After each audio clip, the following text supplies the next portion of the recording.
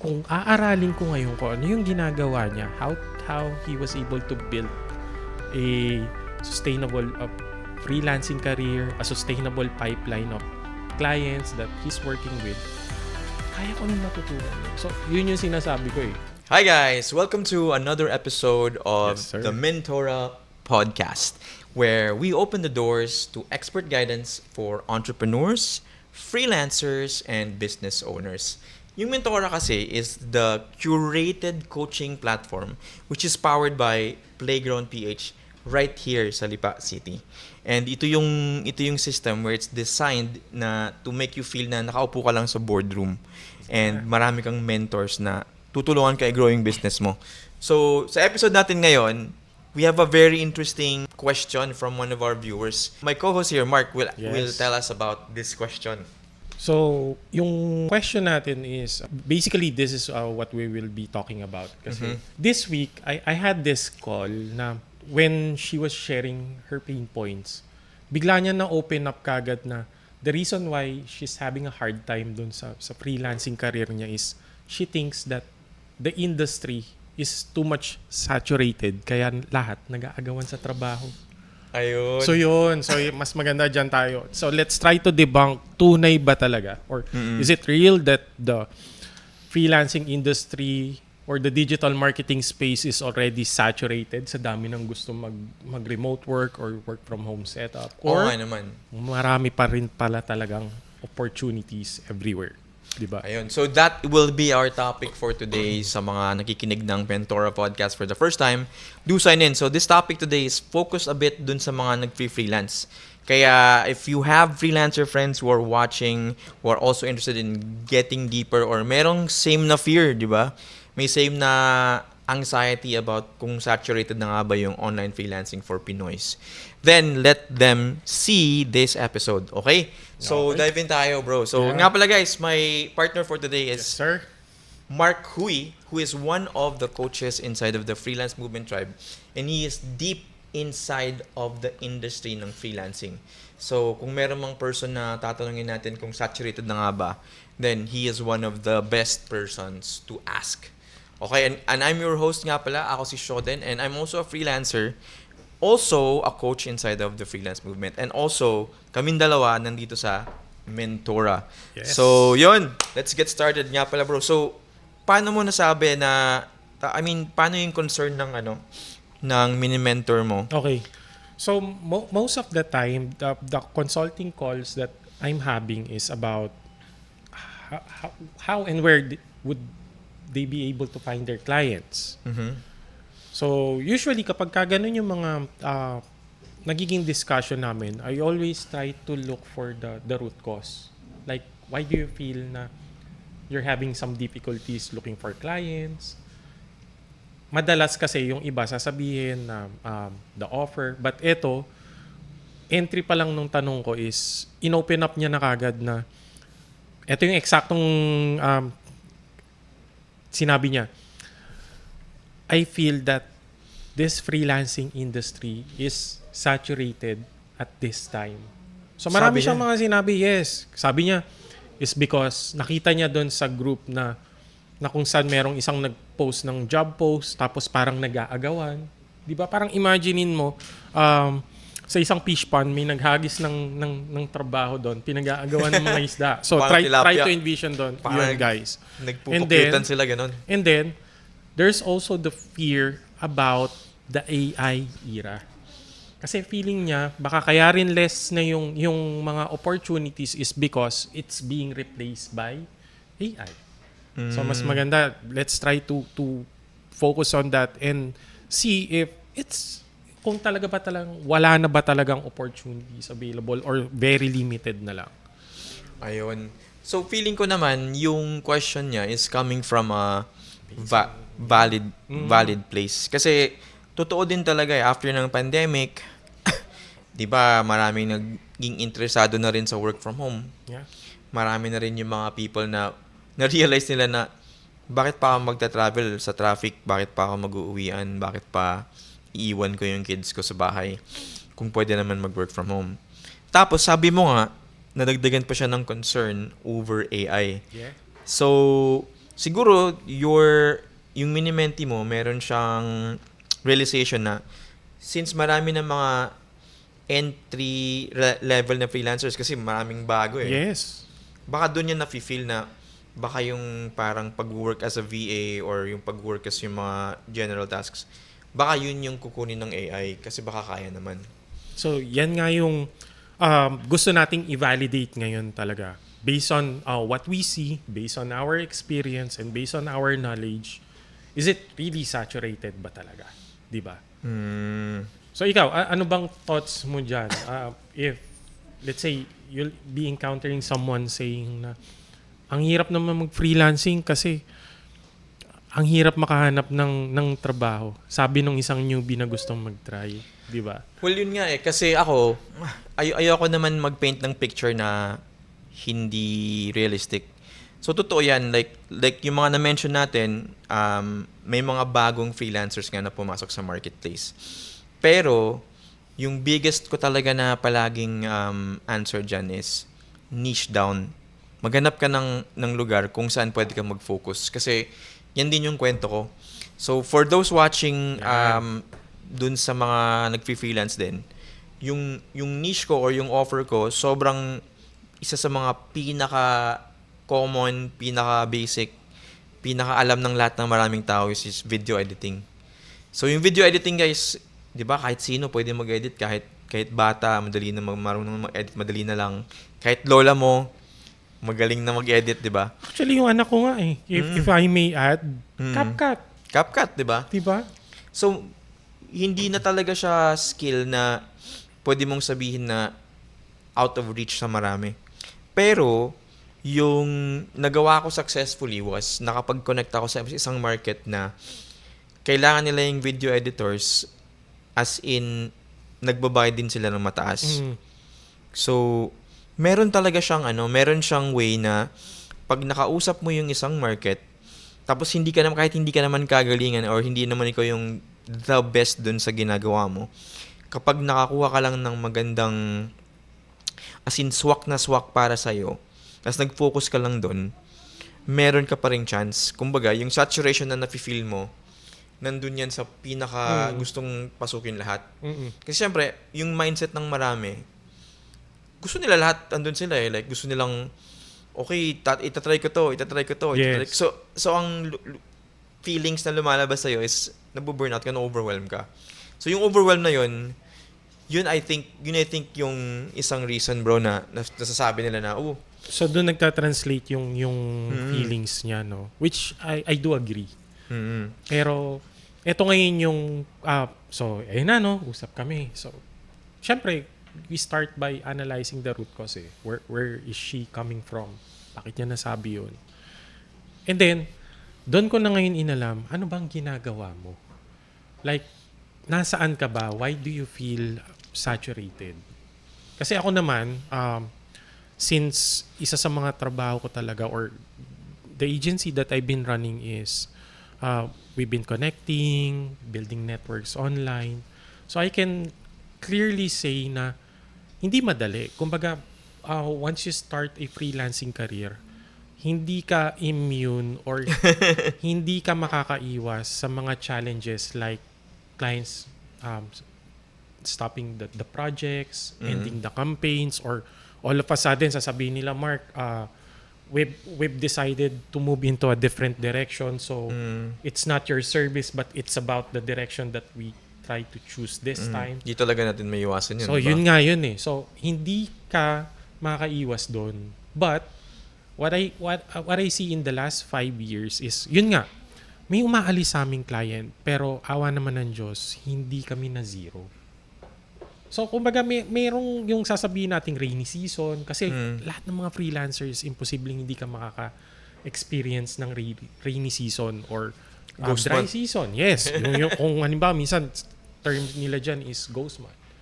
But for me is, tiningnan ko ngayon, how is she preparing for those situations? Ano na-discover mo, bro? Actually, eto kasi yan eh. First is, how the way you see you're doing freelancing. Kasi kadalasan, eto yun hindi ko naman nila lahat, but most ng mga nai-stuck sa ganitong cycle, once na pag nakakuha sila ng client, Stop na sila. stop because Hayahay they na. are being comfortable to think na may isang client naman ako, I'm being paid well. So parang typical na pag nag-apply ka rin sa corporate, maayos yung position mo, so feeling mo, stable to, dito ako, hanggat kailangan nila ako, nagtatrabaho ko. Then all of a sudden, nung nawala, bigla kang taranta kasi bakit? Yun lang yung source ng income nila eh. So it adds up dun sa pressure. Ngayon, eto ngayon So nakita ko ngayon, so syempre nawala ng client. Di taranta, hanap ng client. May pressure. So ngayon, any opportunities na nakikita niya, hindi niya na nafi-filter if it's the right opportunities for her. Basta apply lang siya ng apply. Doon natin ngayon may relate yung sinasabi mo kanina na which translates to burnout. Kasi bakit? Pilit ka agad na magka-resulta eh. Yung tipong kakaalis pa lang ng client mo or bigla ka nawala ng client, then you want to bounce back. So talagang Di ba? parang niraratrat niya masyado. Yes, Ibig sabihin. yes. So kumbaga, I understand. Kasi bakit? Kasi I tried to put myself in her shoes. I might do the same. Kasi bakit? Wala nga akong ibang source of income eh. Diba? Okay. So ngayon, syempre, maghapit ka ngayon maghanap ng client or projects that you can work on.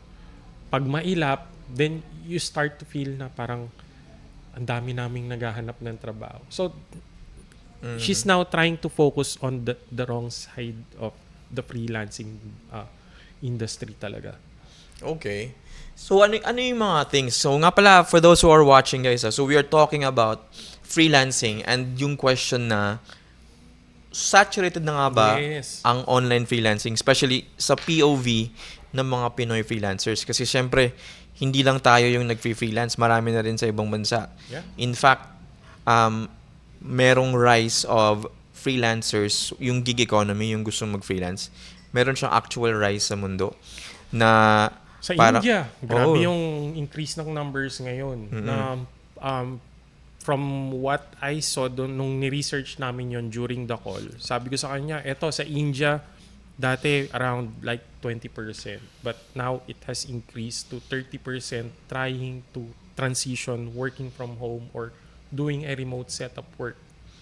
So, meron talaga. Kung iisipin natin,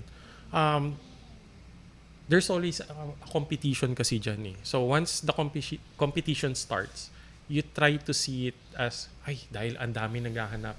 Then yung nagiging point of view ngayon nila, it nagiging like, parang labanan to sa lahat. yes, so sa isang opportunity, kung 100 kayong mag-aagawan, then you start feeling, pucha, saturated. Kasi bakit? Ang onti ng opportunity, nag-aagawan kami doon. And take note, yun yung shinare niyang experience based doon sa tinatambayan niyang Facebook group.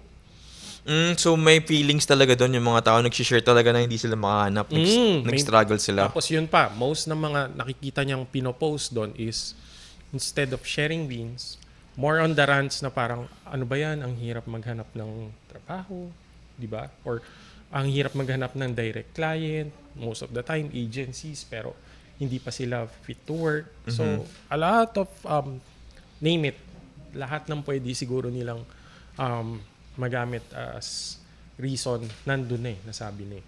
Okay. So far, ina-acknowledge natin na totoo nga naman, meron talagang pumasok na mas maraming gusto mag-work from home, gusto mag-freelance. Yeah. Tapos totoo din na nandito na yung mga AI tools. Tapos, totoo din na kapag nandun ka sa mga lugar or mga website or mga groups na nag-aagawan sila sa isang opening or isang job na requirement, nagkakaroon ka ng feeling na saturated na nga siguro because to. it's like you see it as parang yung law of demand and supply. Ang baba nung demand, tapos lahat sila doon ready to supply. So ngayon di syempre every opportunities na ibabagsak doon, para silang mga shark na nag-aagawan nga eh. So on that side of the industry, we can do agree na saturated. But there's also the side of the freelancing that I want you to see kung bubuksan lang talaga nila yung isip nila into, or how can they transition to having an abundant mindset na clients are everywhere. Uy, okay yan. Gusto ko yan ha. Sige nga bro, you mentioned that there's another side of freelancing that many other people are not yet able to see. Or baka minsan ayaw nilang makita kasi Ayan, maganda May- yan. So, para ano rin nila na, kasi I've seen both sides eh. Yung mga parang, I've been into that both sides as well. Especially nung nagsisimula ako noon, that's the first thing that I also feel. Dahil I'm just trying to get any opportunities para lang maka-entry ako doon sa work from home setup. Kahit mababa yung sahod noon, siya pinapatos ko, pre. Talagang, sabi ko nga, pantawid lang. And I remember yung hiring process nun. Magpo-post sa Facebook group. Pucha, yung comments doon, halos 100. Oo nga. Tapos magbibigay ng link o magkita-kita tayo dito sa room na to. Tapos merong DM me. Yes, Discord. Yan, ganyan yun, pre. So, pasok ka doon. Tapos, ano yun eh, magsisimula kayo marami. Tapos, habang tumatagal yung process, paunti kayo ng paunti, matira matibay. Oh, may mga test pa yun, di ba? Yes, test for you'll be doing the application process for the next 3 days. Test, tapos evaluation ng skills mo, pati yung mga technicalities ng mga PC mo, magse-send ka ng mga specs, and lastly is the final interview. So kapag natanggap ka doon, yun, start ka na ng training. Yun yung parang naging pinakaunang trabaho ko noon, outbound caller, where I'm just earning like $2 lang ata nun per hour. Or sa isang quincenas, 5,000 pesos per Per quincenas? Yes, quincenas katapusan. So, yun yung nakita kong side. But as I progress through the years of doing freelancing, I was able to meet people or groups na they see it differently. So, eto ngayon yung i-share ko na I've been into a lot of mastermind. Pucha, never ko silang narinig na, taghirap kami sa kliyente ngayon. They share their problems, which is normal kasi you get to learn from it. Lahat naman meron. Diba? Eh. Pero, never kong nakitaan sila ng scarcity mindset na, pucha, ang hirap na negosyo ah. Kung tumal, nakangiti pa nga sila nag-share na ang tumal namin ngayon eh. Pero here's what we're trying to do now. So doon ako parang nagkaroon ng instant light bulb moments na, nga no, I think ang laking factor how the way you see things, especially if you have an abundant mindset na this industry is a blue ocean industry. Okay, so maganda yan bro. Sinabi mo yung blue ocean. Kasi kanina, you were describing yung galing sa mindset ng mini-mentor mo. Parang red ocean yung sa kanya. Na parang kinakain lahat ng nagkakainan. Pagkakagawan sila doon. Oo. So ano pa yung ibang ways? So, okay, aside from the mindset, aside from parang learning na meron pa palang ibang way, ano pa yung ibang actual way para makatulong tayo? Like, ano yung actionable steps? Okay, sige. Diyan na tayo. Para yung isang freelancer na nandito sa mindset na nanggagaling sa baka isipin nila, pinapower lang natin. Kwanto, oversaturated na to, sobrang hindi ko na kaya. Ano yung mga actual defined ways talaga na may structure na pwede mong gawin to take you from A to B, na parang from wala kang clients or burnt out ka and nagsa-struggle ka or overwhelmed ka, going to a person na, may mga clients everywhere. Like yung sinabi mo kanina. Yeah, eto kasi, one of the common patterns that I saw dun sa mga nag-share about how they were able to keep it sustainable. Eto I've talked to a lot of freelancers that was able to create a sustainable career for the last 5 years. Sabi ko nga, may challenges, but if you were able to sustain longer than that, yung tipong nalalagpasan mo lahat ng mga challenges each year, you learn something eh. So ito, yung number 1, they know who they wanted to work with or who they want to serve. So, nung una kong siyang narinig, parang sabi ko, parang sino nga ba? Paano mo malalaman kung sino? Di ba? So, So, ano yung importance nun? Bro, bakit kailangan alam na alam mo kung sino yung actually, magiging hindi naman client mo? talaga sobrang alam eh. At least man lang, have a direction na sino ba talaga? Let's say, lower class level ba na market? And then, you try to define that. Na ano bang gusto nung lower class market? Para hindi ka nakikipag-agawan eh. Mhm. Para kasing ang isang magandang sample ko dyan, kahit hindi na lang freelancing, kahit naman sa anong business, pwede mong isipin, saturated na yan. Like, Oo. for example, mga milk tea shops. Lahat ng kanto, nakita ko may mga milk tea shops. So, kung magbubukas ako ngayon with the scarcity mindset na ang dami ng milk tea shops eh, bebenta pa kaya ako? So, you're trying to compete with them instead of just trying to make your business better, growing, and then give what exactly your market wants. So yun, going back sa freelancing, they know exactly who they wanted to serve. Like, kung B2B founders yan, then yun yung mga kakausapin nila. Wala silang ibang kinakausap na iba. Ano yung important? Bakit importante yun na wala silang ibang kausap? Kasi it gives you direction, number one. Kasi pagka alam mo kung sino yung kakausapin mo, hindi ka katulad nung nag-share sa akin nung sa call na she's been over the place, lahat ng FB groups na So, lahat na may opening na pwede. exactly. So parang Oh. she's just trying to shoot her shot blindfolded.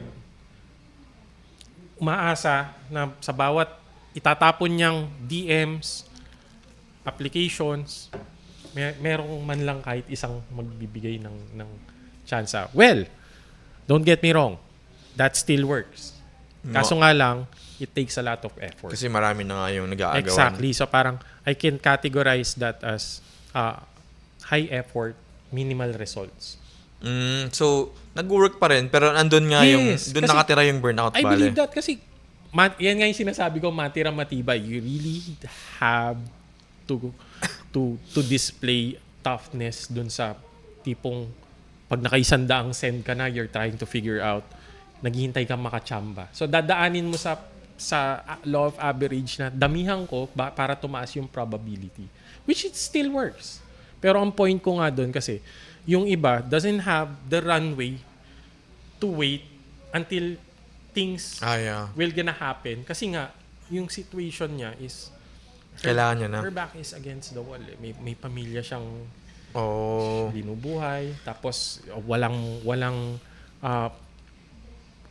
savings na pwede niya magamit in the next few months just to get by until new projects start. So, kumbaga, yung picture na napipaint is for people na talagang nagigipit sila, mas madali silang maka-feel ng ganun. Yeah. So, Kasi you're being put in a needy situation kung saan you no longer need to filter. pagkano ba bro, yung kunyari, yung isang tao nasa gipit mode siya ngayon, kailangan niya ng client, masasabi mo ba na mag-work yung parang tinuturo natin na niching down or parang finding the isang set lang ng clients? Good or question. Ako, I will always gonna base on their situation. Kasi nga, kung halimbawa, they really need to pay bills. They cannot afford to wait. Ang lagi kong sinasabi sa kanila, hanap lang muna tayo ng pantawid. Any opportunities dyan na pwede mong makuha, sige, try mo. Kasi kung ganun naman, shoot your shot, chamba ka, at least may pantawid ka. makakahinga ka ng konti. Pero pag naka-entry ka na doon, huwag ka ulit magiging kampante. You should be learning from So, your past experience na, oy, ito na naman ako. Meron na naman akong pantawid. Minsan kasi kahit pantawid lang, Oo, totoo you yan, start bro. to get comfortable na, Pagka okay ka na, medyo hindi na masakit, parang ano na siya uli. Kasi remember, the very main thing why you're also in that situation is because the way how you think nung meron ka. So, parang imaginein mo, nakakuha ka ulit opportunity, ilalagay ka ulit doon. But make sure that you're smarter this time to identify na, oy, hindi ko na pwedeng ulitin yung dati na kampante. So, what should I be doing? Kapag may opportunity, yan. Give it a timeline. Siguro, in the next 6 months, kapag hindi nag-improve yung ginagawa ko in terms of salary, the value that I'm providing dun sa business, then it's time to move into another place. Diba? Parang hanap ka ulit. So, para talaga siyang habang pinipinta natin yung bigger picture, nag-start na siya magmukha na dahil nga medyo marami na rin yung tao, kailangan na rin natin talaga mag-differentiate. And I think aside from that, i-add ko rin yung word na adaptability. Okay, mag-adapt, mag-evolve, parang ganun. Yes. Parang remember, ano yung pinaka-starting point mo nun? Ako bro, nag-start kasi ako videographer tapos Di ba? nung sumakit-sakit yung likod ko, nag-isip ako yung mag-edit na lang ako kasi Exactly, di ba? masakit sa likod eh. Di ba? So, i-ano natin, different situation, but the way you handled it is also the same way that should be handled kung nasa sitwasyon ka na tipong hindi ka dapat nai-stuck sa isang lugar lang. Kasi tulad nun, from videographer to video editor to now being a strategist, teaching people or teaching freelancers how to create videos that produce results.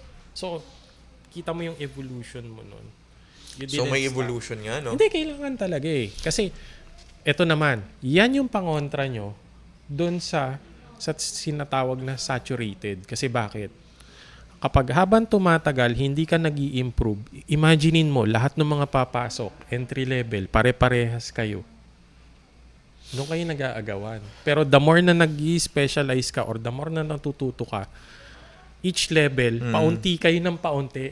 Kaya nga, di ba, pagdating doon sa mga expert tier level, very few names lang ang nandun.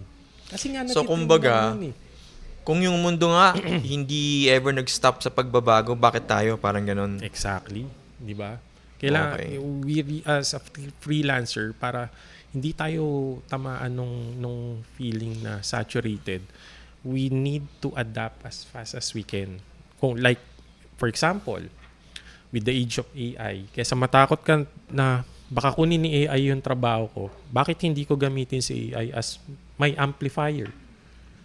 Kasi most likely, maraming clients na maghahanap ng, let's say, video editor but can use AI to empower his work. Actually, ganun na nga nakikita ko mga opening ngayon eh. Yes, that's the point. Na parang obsolete na kung ikaw, hindi ka kumbaga let's say, hindi ka marunong gumamit ng AI or you cannot strategize using this new trends ng digital marketing, matatabunan ka talaga eh. And that's where you will start to feel na, putya, ang dami na namin dito. Kasi bakit? Ang pinag-aagawan nyo ngayon, yung mga opportunities na very few, pero ang dami nyong naghahangad makuha yun. Nasa ganung level yun eh.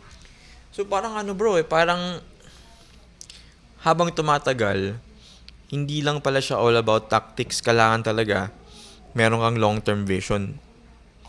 And saan kaya pag kunyari, yung mga nanonood sa atin, yung mga freelancers na nanonood na may ganito ring mga concern, Ayan. saan nila pwedeng makita yung mga insights na to? Ano yung pwede nilang gawin on a personal level, actionable level na Okay. na kaya nilang talagang Sisimplihan lang natin para at least actionable and applicable. Yung tipong hindi ka na mag-overthink na kaya ko bang gawin to or dapat ko bang gawin. First, as a freelancer or let's say if you're working from home, wag mong isipin na panghabang buhay ka dyan sa trabaho mong yan. So once you start thinking like that, here's the next thing that you need to do. Learn search as many as you can. Try to build a network in this industry. Sobrang gold nun. Eto hindi lang, kasi kung iisipin mo, yung method na yon, hindi lang naman siya sa freelancing applicable eh. Kahit sa mga every businesses, every careers, kung saan ka makakapunta is lagi nakadepende sa who you know.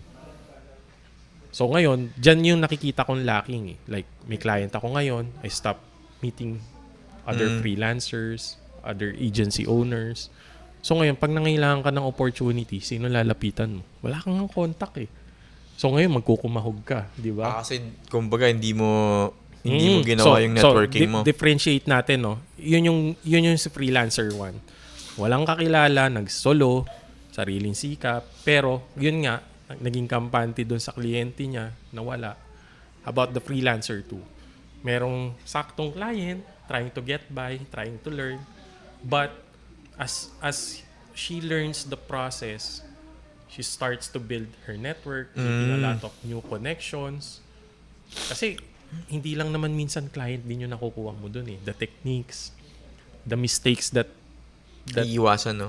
yes, alam nyo ba, if there's one way that really helped me for the last 4 years, hindi ako nagsawang makinig sa mga dapa or malinong mga freelancers pag nag-share sila ng ano.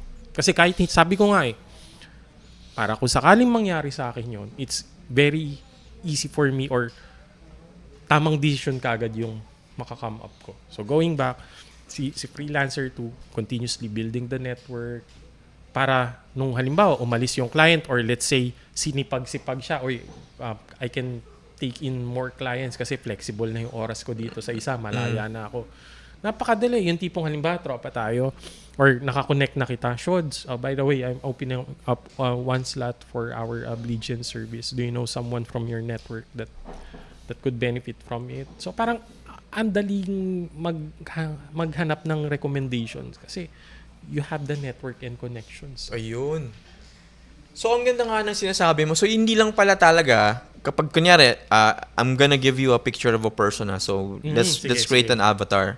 So, may person na nanonood or nasa office siya. Baka yun, no? In fact, isa sa mga parang bago kong nakilala dun sa isang meetup dati. Yan. Nasa BPO siya. And ito siya, naghahanap talaga siya ng way para makapasok into freelancing.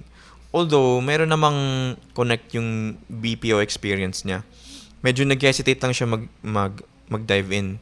So, siguro nga, andyan na rin yung feelings ng baka saturated, Yes. baka maliit na lang kikitain kasi marami na yung tao.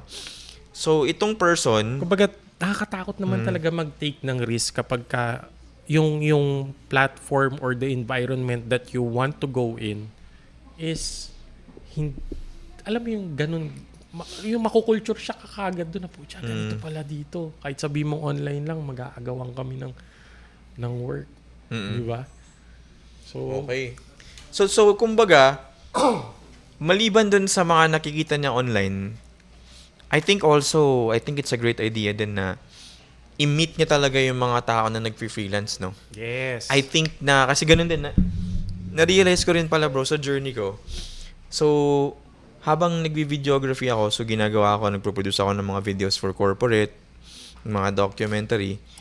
Yun nga, napadpad din ako sa part na nung gusto ko nang maging freelancer, maging online freelancer, naisip ko na kaibiganin yung mga nandun sa top ng industry. Like, so, naging timing yun eh. Oo. Na nakakuha ko, na-meet ko dun sa isang event na nag-shoot ako ng video. Yung isa nating friend, si John. Doon ko siya na-meet isang beses. Tapos, sakto din, yun na yung parang mga naging bago kong friends. Oh, diba? So, yung circle, yung network, connections. Important yun na magkakaroon ka ng network kasi, again, like what Mark said kanina, hindi madali yung journey kasi pag mag-isa ka lang. Kapag iisahin mo lang... Lahat yan, i-figure out mo. Oo, yung mga mali. Yung mga trial and errors, ikaw lang talaga lahat doon. Yung trial and error, ilang gaano katagal yun. As opposed to yung sinasabi ni Mark na makikinig siya dun sa nagawa ng iba na hindi na niya uulitin. Kasi ito yun eh. Dagdag ko rin, no, para mas ma-empower sila doon na kapag may reference ka, like, try to look for someone that has already made it. Kung sa tingin mo, ang problema mo, lagi akong naubusan ng client or clients come and go, maghanap ka ng mga freelancers na never naka-experience ma-zero ng client. Kasi bakit? First, you use them as reference to instill belief na magkaroon ka ng shift of belief na from the way you see it na saturated, pero bakit ito? Parang, di ba, minsan doon magsisimula yung question na, let's say, example, wala akong pa akong experience or I'm at the verge of yung cycle na hanap client, pag nawala, pag nakakuha ng client, stop, tapos pag nawala, it becomes a cycle. Tapos nakita ko, si Shods, hindi nasisiro, kinamusta kita. Shods, kamusta ka na sa freelancing mo? Siyempre, babalito, ayos naman, sakto lang, saks lang. So, pagka mo, so sasabihin mo, okay naman, meron kaming at least 3 to 4 clients that we're retaining. So, parang ako ngayon mapapaisip na, teka, akala ko ba saturated? Bakit ito pa-easy lang? May clients. So parang nababasag yung belief mo na saturated yes, siya. nagkakaroon na ng start ng shift of belief kasi from the reference that you're seeing, it's now starting to create evidence.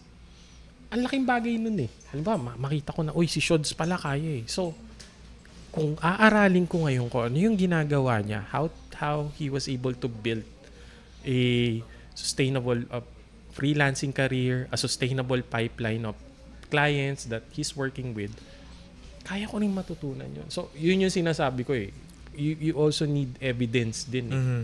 Oo, kasi, kumbaga, dapat nagbibuild ka rin ng case. Mm-hmm. Kasi kung yung nakukuha mong case is yung datos na meron ka, nagpo-point siya sa saturated, too many people, may mga nababurnout, then yung papaniwalaan ng brain mo is yung nakikita niya yung anong evidence na meron. Kasi hindi pwedeng halimbawa Google mo lang, tapos halimbawa manood ka sa YouTube, hindi mo namang kilala yun talaga totally, tapos sasabihin niya, this what you need to do, or I have a 5 steps framework so that you will not gonna run out of clients, pero di mo alam, binibenta sino ba yan, di ba?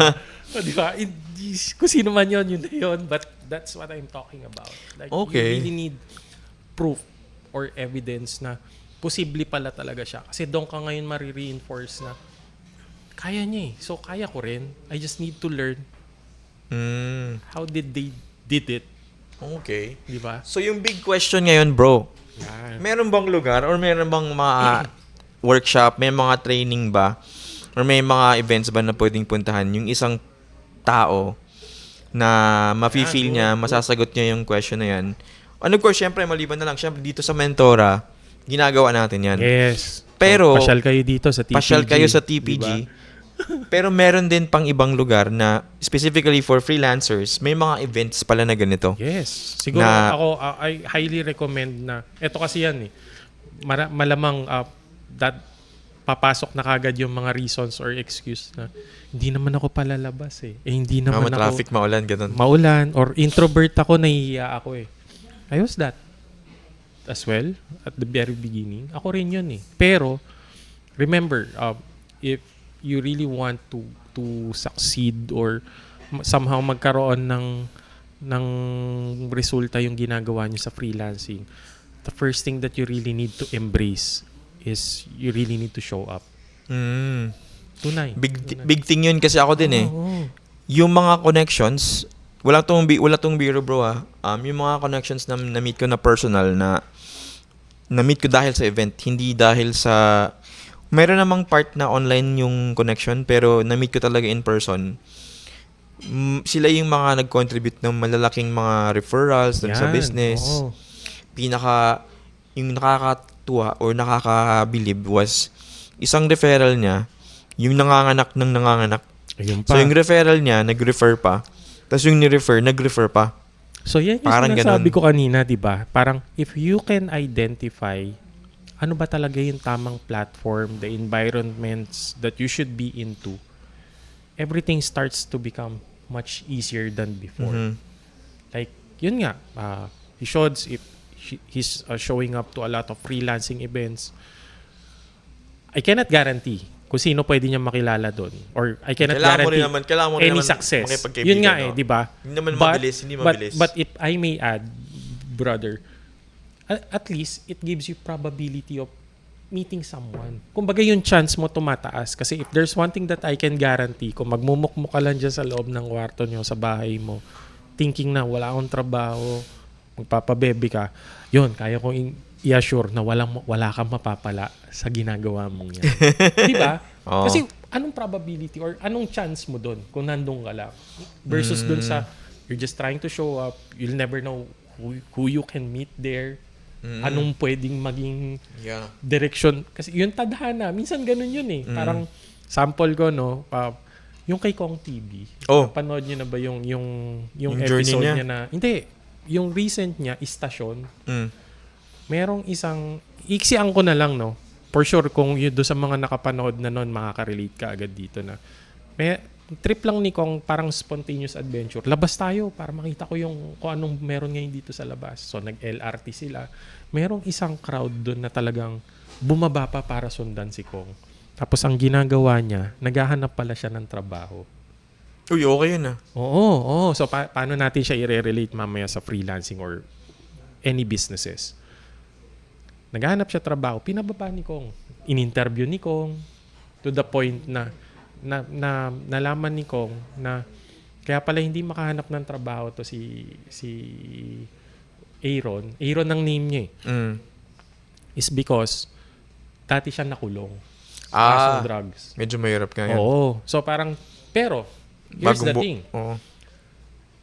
Kung iisipin niya, hey, hindi na ako makakahanap ng trabaho kasi saturated na or kasi dahil dati ako nakulong.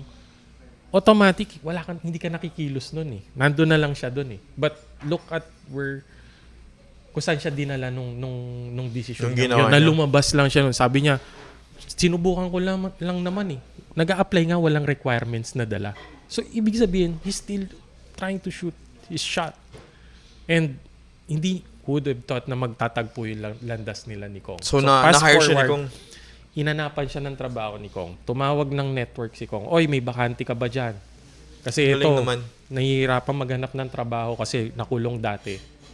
Pero nagtitino na nga eh. Kaya nga sabi niya, gusto kong maghanap ng trabaho para maging maayos na ako, mapadalang ko yung pamilya ko. So parang, he's on his way to Fixing his life na. Yes, pero kung hindi nga niya bibigyan ng chance yung sarili niya to be out there, anong opportunity lalapit sa'yo? Yun. Diba? You'll never know eh. So yun, kung pupunta kayo sa mga networking places, like if you're a freelancer, punta ka dun sa mga networking events ng freelancer, or let's say kung clear sa'yo kung sino yung mga sinaserve mo, like let's say construction industries, o di pumunta ka sa mga expo ng mga construction, may internet na, di ba? So kumbaga, kailangan mong mag-show up. Ayun. Speaking of showing up, speaking of networking, and speaking of going to a place where makukuha natin yung mga insights ng mga tao na sabi mo nga na yung iba hindi nagkakaroon ng zero. Meron ka bang marirecommend na event na medyo malapit na? Yung mga medyo malapit na mangyari para may mapuntahan ka agad yung Sakto. Yung So, mga kung ano freelancer ka, invite na namin kayo dito sa TPG every weekend or Friday.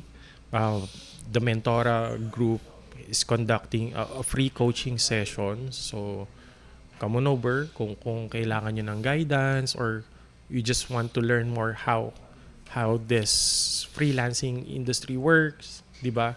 And then also, we will be having a major event upcoming sa the Freelance Movement Tribe, which Yun. Shods will gonna be sharing you guys. So, Shods? Oh, yun. So, para dun nga sa, 'di ba? Kasi syempre yung 1 hour, alam ko exciting naman yung sinabi namin, pero I'm sure a lot of you who are watching, marami pa rin questions. Ano ba tong sinasabi nito? Like, parang medyo hindi pa ganun kalalim yung napag-usapan, 'di ba?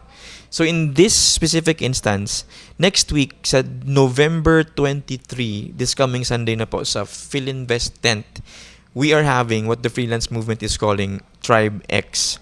So yung Tribe X, para siyang, alam niyo yung TEDx, yung ginagawa na Yes. nag-aano ng mga tao, nag-i-inspire ng mga tao. Pero yung gagawin natin dun sa Tribe X, kakaiba. Kasi more than the So, inspiration. Speaker kami ni Shods. Oo. Unahan na namin kayo. Oo, speaker kami dun. Pero more than the inspiration is meron din siyang actionable steps. Yun. Like yung sinasabi namin ngayon kanina. Part siya kasi the whole day, you are a freelancer na pupunta dun na talagang walang sayang sa mapapanood mo, yun, tsaka yung mga speakers na maririnig mo. Yeah. So, ganun siya. Ikaw bro, ano yung experience mo sa dating Tribe X na pinuntahan mo? Pumunta ako noon dati, wala akong kilala eh. Actually, yung a day before the event, I was contemplating kung pupunta ba ako eh. Talaga? Lagi naman May ticket ganon. ka na. Yes. Marami akong nakausap na same situation din na parang nag-hesitate na kahit may ticket, pupunta pa ba ako? Nakakatamad naman or wala naman akong kilala doon, anong gagawin ko? But what kept me to take the first step of going there is, yun nga, parang thinking ko lang, kung nasa bahay ako, anong opportunities ang pwede ko makreate today? Wala akong gagawin eh. But there, you'll never know who I can meet. So yun na nga, fast forward. Pumunta ako sa tribe nun. I met a lot, built a network, and then meron doon isa na nag-recommend din ng client. Who would have thought? Di ba? Na, Doon mismo. yes bro, na parang nag-meet lang kami doon and then catch up na through, after nung event. Syempre, message na getting to know about what business they do. Tapos inalam na rin yung business ko doon nung we found that we're both the right fit to do some projects. Yun na, ni-recommend ako doon sa mga existing client niya. So parang we night label yung service namin na parang So na white label pa. so parang yun nga yung sinasabi ko kanina eh, na parang kung ako siguro nagmukmuk lang ako sa bahay noon, baka wala ako na pala. And remember that time, yung first tribe event na napuntahan ko, I was still starting to build my agency, trying to learn the in and out. So yun yung mga isang naging stepping stone ko rin from building my agency. Yung na-meet ko yung taong yun. So talagang masasabi mo na yung mga live events, hindi mo talaga basta-basta papalampasin lang, no? Or sabihin natin kahit hindi live events, yung mga online events. Okay. Basta nandun yung mga tamang tao na where you want to connect with. Di ba? May Okay. mga freelancing events like attend webinars. You'll never know who you can meet there. Ayos. Yung mga matututunan mo. So sabi nga nila, you can never can tell, no? Yes, laging ganun. Parang hindi mo talaga malalaman eh. Kumbaga, kung wala ka doon, wala ka talagang chance mag-succeed. Yes. Pero at least pag nandun ka, kahit hindi man mangyari ngayon or kahit hindi ka Yes. man makakuha ng Kumbaga, client, may chance ka doon. Ito naman din eh. Parang sabi ko nga, pag nag-show up ka, I cannot still guarantee 100% success. Or sabihin natin pag nag-show up ka kagad, andun ka na kagad sa resulta. I cannot promise that one thing kasi lagi yan nakadepende sa inputs or outputs mo. But what I can say is, as long as you keep on showing up, tumataas yung probability, which still gives you a chance. Pero yun nga, piliin mo magmukmok, wala kang gawin, Ayan. 100% garantisado. Talagang pulutin ka sa kangkungan eh, pag ganun. Oh. So, yun bro, I think na tackle na natin most of what needs to be said about this.